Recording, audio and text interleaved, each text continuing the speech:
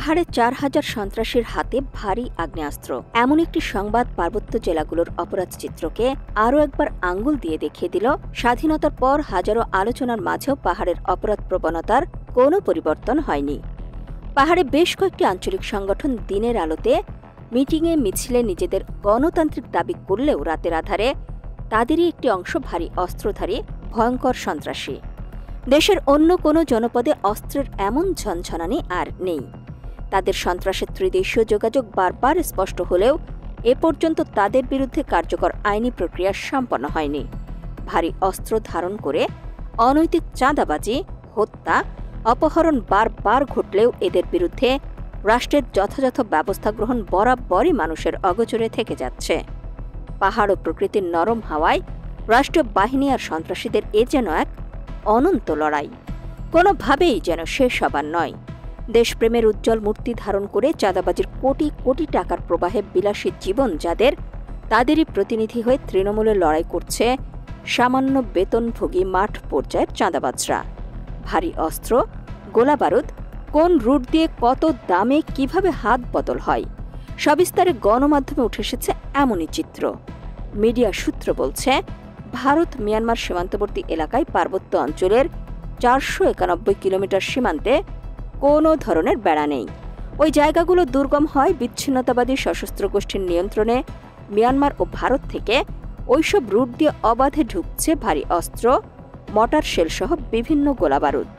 তারা সবজি বা অন্যান্য পণ্যের আড়ালে সিল করা ব্যাগে অস্ত্রগুলো বহন করে। বাংলাদেশে প্রবেশের পর সশস্ত্র ইউপিডিএফ সদস্যরা চারপাশ ঘিরে ফেলে, যেন অন্য কোনো সশস্ত্র গোষ্ঠী সেখানে প্রবেশ করতে না পারে।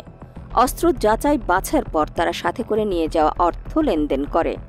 গুরুতর তথ্য হচ্ছে, স্থানীয় ব্যবসা প্রতিষ্ঠানে চাঁদা আদায়ের মাধ্যমে তহবিল আসে।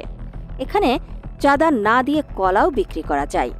২০০ সশস্ত্র যোদ্ধা রয়েছে যারা চাঁদাবাজি নিয়ন্ত্রণ করে। আইন প্রয়োগকারী সংস্থা এবং সাবেক সশস্ত্র গোষ্ঠীর ২ সদস্য অস্ত্র চোরাচালানের জন্য রাঙামাটিতে ৪টি প্রধান অস্ত্র রুট চিহ্নিত করেছেন। তার মধ্যে মিয়ানমারের আরাকান আর্মির কাছ থেকে বেশিরভাগ অস্ত্র ভারতের মিজোরাম হয়ে থানচি, লুলংছড়ি, ছোট পতিঘাট, ঘিলাতলি বা বসন্তপাড়া হয়ে প্রবেশ করে। আরেকটি রুট বান্দরবানে অস্ত্র পাঠায়, যা রাঙামাটিতে প্রবেশ করে রাইখালি বাজার, বড়ইছড়ি, কাউখালী ও বিলাইছড়ি হয়ে। তৃতীয় একটি পথ মিয়ানমার থেকে মিজোরাম, তারপর রাঙাপাড়া ও বাঘাইছড়ির সাথে সংযুক্ত করে এবং চতুর্থটি সাজেক লংকোর পয়েন্টে যায়। উদ্বেগজনক তথ্য হচ্ছে, ভারতীয় পুলিশ এবছর ইউপিডিএফ ও মিয়ানমার ভিত্তিক গোষ্ঠীগুলোর সাথে যুক্ত একাধিক অস্ত্রের চালান জব্দ করেছে। গত ১৫ জানুয়ারি মিজোরামে ৫ জন, অপারেটিভ ইউপিডিএফের ২ জন এবং চীন ন্যাশনাল ফ্রন্টের সিএনএফ ৩ জনকে M16 রাইফেল, AK-47, গ্রেনেড, ১০,০০০-এর বেশি গুলি এবং একটি 40 মিলিমিটার গ্রেনেড লঞ্চার সহ আটক করা হয়। ২১ জানুয়ারি ত্রিপুরায় মিলন চাকমা এবং সমাজপ্রিয় চাকমাকে 9mm পিস্তল এবং গুলিসহ গ্রেফতার করা হয়। এর ঠিক ২ দিন পর রাজু চাকমাকে অরুণাচল নাগাল্যান্ড সীমান্তের কাছে একটি AK-47 এবং ৪৫টি গুলিসহ গ্রেফতার করা হয়। ১২ ফেব্রুয়ারি ভারতীয় কর্তৃপক্ষ মিজোরামে জেএসএস-এর ৩ সদস্যের কাছ থেকে ২টি AK-47, ৫টি M4 কার্বাইন এবং হাজার হাজার গুলি জব্দ করে। এমন তথ্য দিয়েছে টাইমস অফ ইন্ডিয়া। বিশেষ করে রাঙামাটি জেলায় অপরাধ প্রবণতা প্রবল। রাঙামাটি একটি অত্যন্ত কৌশলগত অবস্থানের সীমান্তবর্তী জেলা। এটি বাংলাদেশ, ভারত ও মিয়ানমারের ত্রিসংযোগ স্থলে অবস্থিত। জেলার বিশাল আকারের কারণে এটি দেশ দুটির সাথে কয়েকশো কিলোমিটার সীমান্ত ভাগ করে নিয়েছে। সবচেয়ে গুরুত্বপূর্ণ চ্যালেঞ্জ হল, এই সীমান্ত কেবল কঠিন পাহাড়ি ভূখণ্ড জুড়েই বিস্তৃত নয়, বরং নদী এবং হ্রদও রয়েছে, যার ফলে এটি পর্যবেক্ষণ করা অত্যন্ত জটিল হয়ে পড়েছে।